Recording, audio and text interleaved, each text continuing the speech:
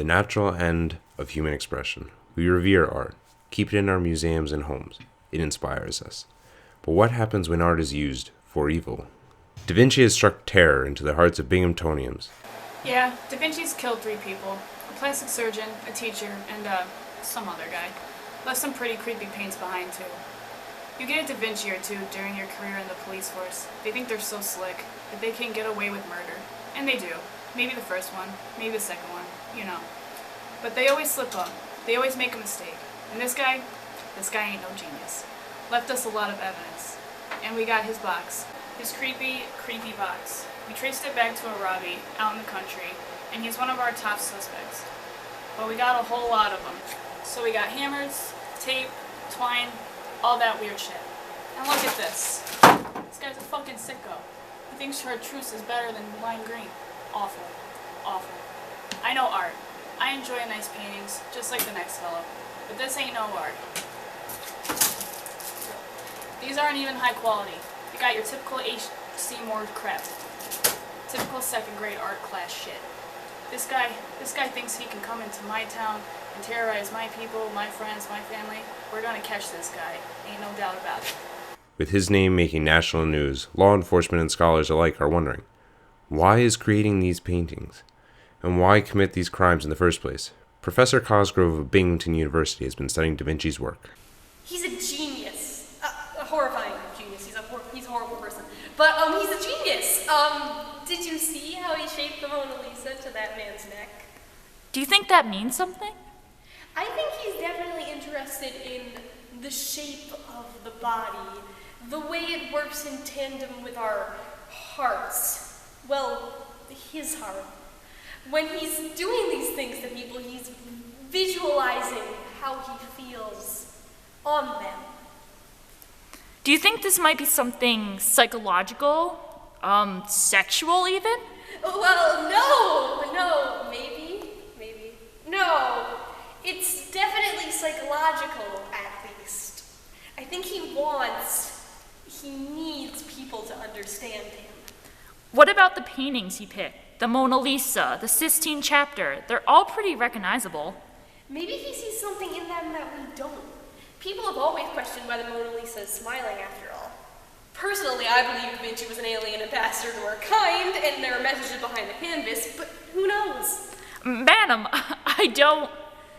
I think his choice of the Sistine Chapel is most intriguing, though.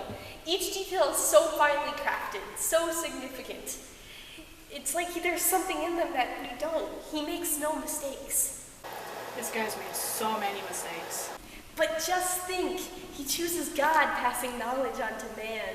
He thinks he's passing his ideas on to us. Do you think he has a God complex? I think he's simply lusting to get himself out there, you know? I can't say I do. This mysterious investigator wished to remain anonymous for concern of her safety, but the team at Diaries scored an exclusive interview with this talented sleuth. This place is secure, right? Yep, got security on both ends. Alright, but do not show my face. Never planned to, madam. Actually, I wouldn't lie to you. At first I did, but, I still got a moral compass and all. And I do really appreciate that you agreed to do this interview. Okay, can we just do this? So when you came across this case, when they found the quote-unquote kill box, yes, what did you think about this suspect, Robbie? A lot of things, but we're not sure he's our prime suspect yet. It's a bit hard to argue when the box is his, I think. Well, come here, take a look. We've got so many leads and so many loose ends. I've got my suspicions. He's fucked in the head, first of all. And he must be good at what he does. Because he works so quick, it's like time stops. What's his motivation? I don't know, but this is personal. Taking care of old business, maybe, and he'll do anything not to get caught. Shit, I've gotta go. Is it alright? Do you mind if I stay here and get some extra footage? Of the board and all that. Yeah, sure, go ahead. Thank you.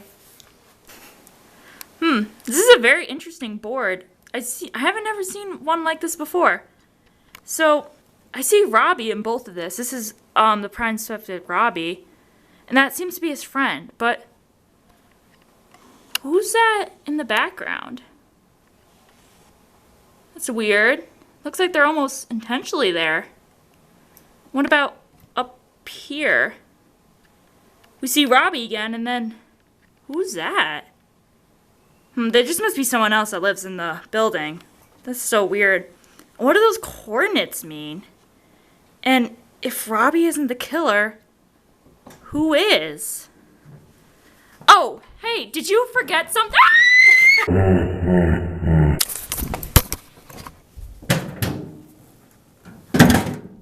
Art is never finished, only abandoned.